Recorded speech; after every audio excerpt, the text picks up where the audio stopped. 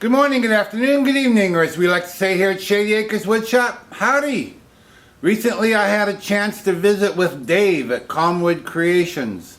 Dave lives in Oregon, and I made a little motorhome trip down that way and stopped in and visited with he and his wife Claire, and they're a terrific couple, I'll tell you what. And I wish I would have had more time. It was kind of a rushed trip, so I didn't get to spend a lot of time with them. But Dave had some pieces of wood he wanted to share with me, and he did, and this is one of them. Dave turned this piece green. This is a piece of Rhododendron, and he turned it green and let it dry, and of course it warped, as is normal. And the tenon that he provided is quite misshapen as well. I think, however, that I've measured it here, and I think I can, if I don't take away any more than I have to, I think I can make it work. But how am I going to mount it up? Already hollowed out. I do have a little indentation here that Dave left for me. I think it's also a little misshapen, but we'll see how it works. Let's get it over here to the lathe, get it mounted up, and see if we can't return this piece of rhododendron from Dave at Calmwood Creations. Now this piece is about 6-inch diameter, depending on where you measure it, and it's about 2 inches deep. And what I'm gonna do, because I can't think of anything else, I've never returned a bowl before. I don't usually turn wood green. I usually turn it when it's dry. So this is all new to me. I'm sure many of you have lots of ways to do this. What I'm gonna do is just put the inside of the bowl right up against my chuck jaws, and I'm gonna use that as a friction drive. I'm gonna bring up my tailstock, and like I say, there is a depression there that Dave created. I'm just gonna apply some pressure. I just hope I can utilize this same tenon just by cleaning it up and making it round. I don't want to take away any more than I have to. It's just about the minimum my chuck jaws will hold. So let me get a 1/2-inch standard grind bowl gouge all sharpened up. I'll get my mask and face shield on, and we'll get to returning this rhododendron bowl. Going to be turning at 1400 RPM.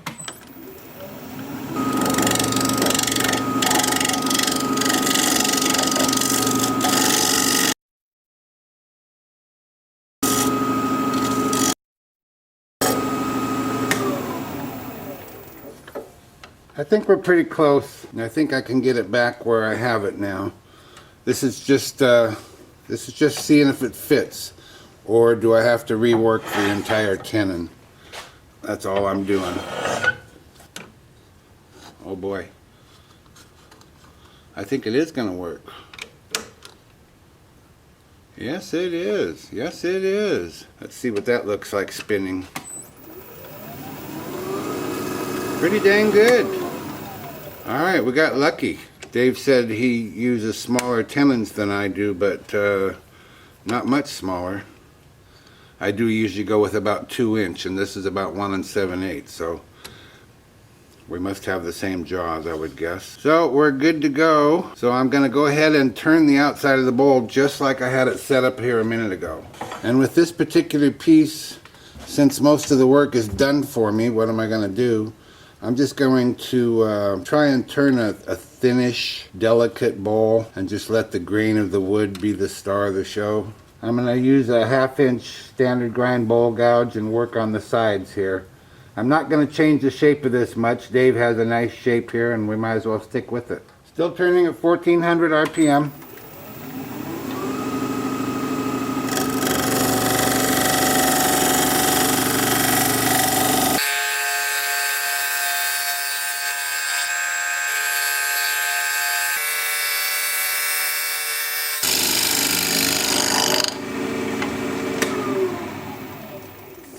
See if we got it all. Yep. Try a little shear scraping, see if we can't clean that up.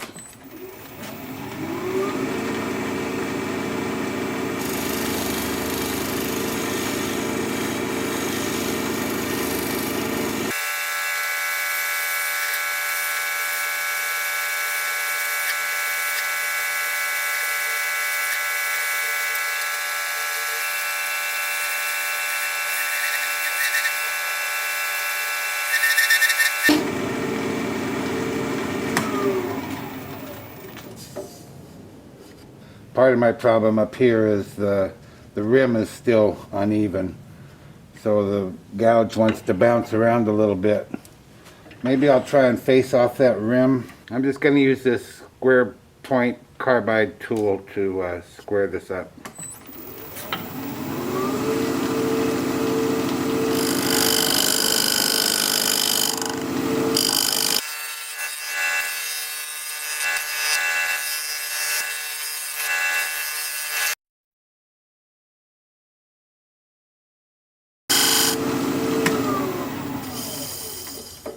That feels pretty good.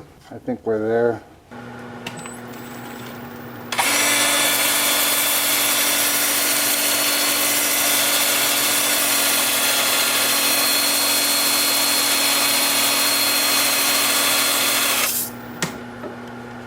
I'm starting at 180 grit. I'll work up through at least 400, quite likely much further than that. And then I think we'll put on Howard feed and wax. I'm sanding in reverse at 350. I'll alternate between forward and reverse. See you in a bit. I went ahead and sanded this up to 12,000 grit. And I don't think anything could get better than that. So I'm just going to go straight to the Howard feed and wax.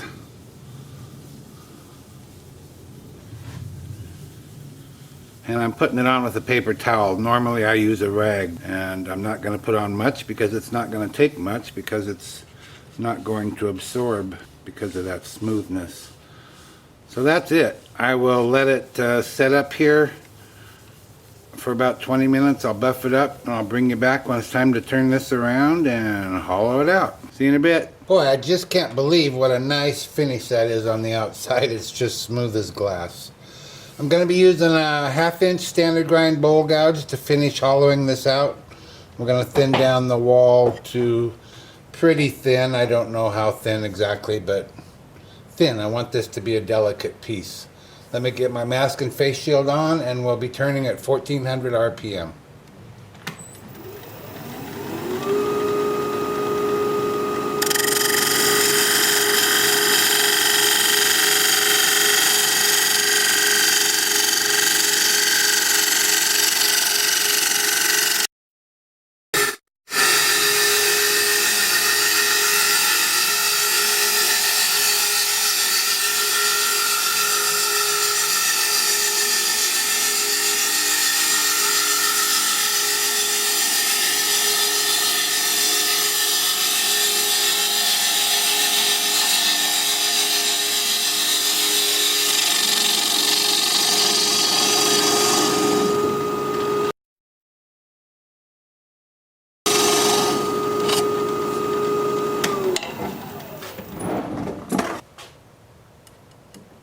The bottom's still about 3/8 of an inch. My sidewall's about 1/8 of an inch at the top. So I've got to keep working on it down here a little further.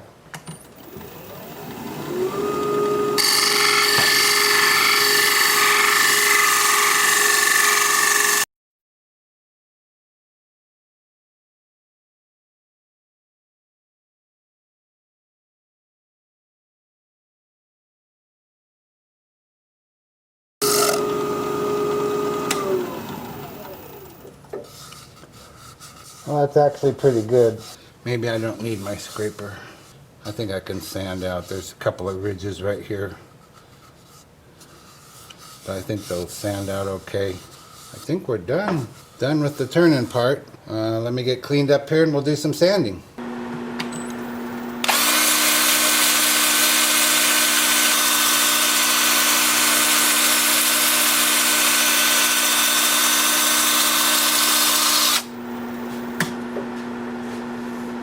I'm starting at 150 grit. I'll alternate between forward and reverse. I'll work up through, what was it, 12,000 grit that I did on the outside, whatever it was. And I'll bring you back when it's time to put the finish on. This is going to be a real nice piece, nice looking grain. See you in a bit. This finish goes on so quick, I wonder why I even brought you back for it, except that I said I would. But I'll use this time to talk about 2 questions I'm going to get asked. One I get asked all the time, and that is, why didn't I fill the cracks? I don't want to. That's really the reason why. Those cracks are there from nature. I love nature. If you're familiar with any of my other pieces, they have lots of cracks in them. They have bark on them. They have voids. And I just like nature. Yeah, it'd be easy to fill those. Little dust from the sanding of this and a little CA and they'd fill right up. I don't like that. I prefer to leave it as I found it as much as possible. The other question is, why'd you make it so thin? Well, because with the pieces I normally turn, I don't have that opportunity. I can't turn anything this thin. And so it's kind of fun. It's kind of like being on vacation or recess at school. It's fun. It's different. That's the answer to those two questions you were going to ask me. And I will bring you back here in a few minutes when it's time to turn this around and take off that tenon, which might be a little bit iffy in this case because it's so thin that bottom might flex a little bit, so I'll have to be kind of careful. See you in a bit. The finish is all done and we're ready to remove that tenon. So I've mounted a block of wood up in my chuck. I'm just going to put the bowl over that and bring up the tailstock. Still have the center hole there for reference. Apply just a little bit of pressure and wiggle it around, make sure it feels like it's seated. I'm also watching as I apply pressure to see if the bottom is moving, because it does happen. Actually, I think we're okay. That's a pretty good padded block of wood I have in there. Should work okay. Then I'll bring up the tool rest and I will grab a 3/8 inch standard grind bowl gouge and begin removing that tenon. We'll turn it about 600 RPM.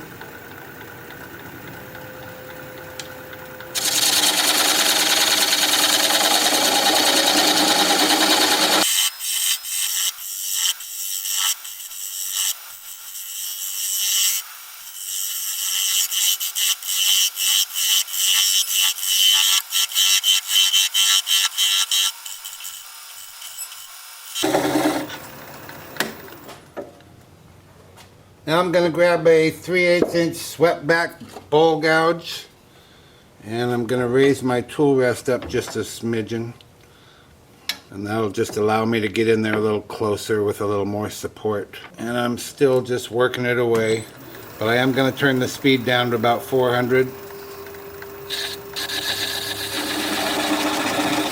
If you try this maneuver, do not get under the tenon. That'll make it pop right out of there. That's why I raised the tool rest.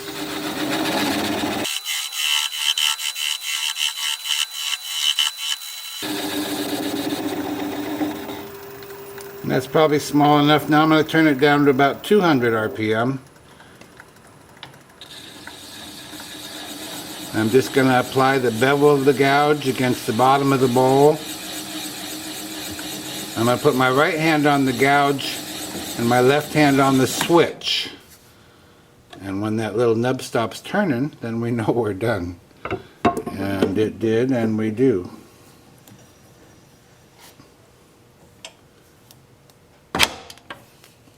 And now I'll just take it over here to the workbench and sand this area up.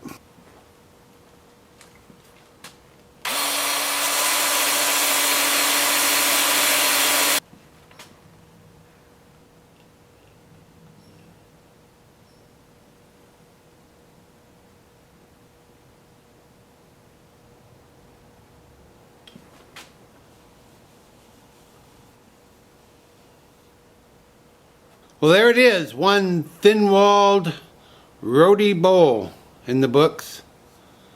Rhododendron.